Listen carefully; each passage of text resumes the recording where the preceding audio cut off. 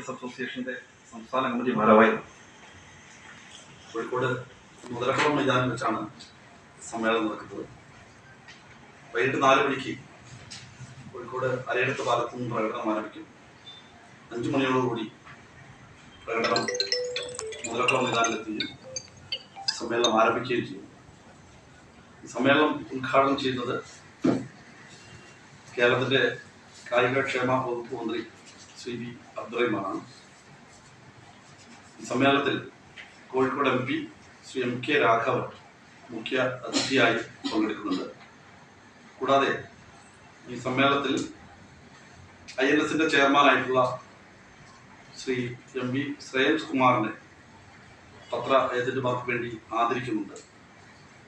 അതുകൂടാതെ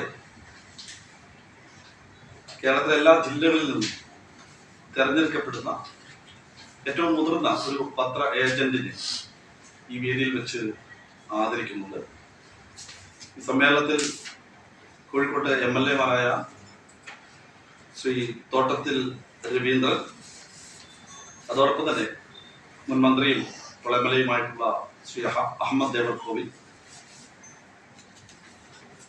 ഈ news paper agents അസോസിയേഷന്റെ ദേശീയ ഭാരവാഹികൾ, അതോടൊപ്പം തന്നെ കോഴിക്കോട് കൗൺസിലർമാരായിട്ടുള്ള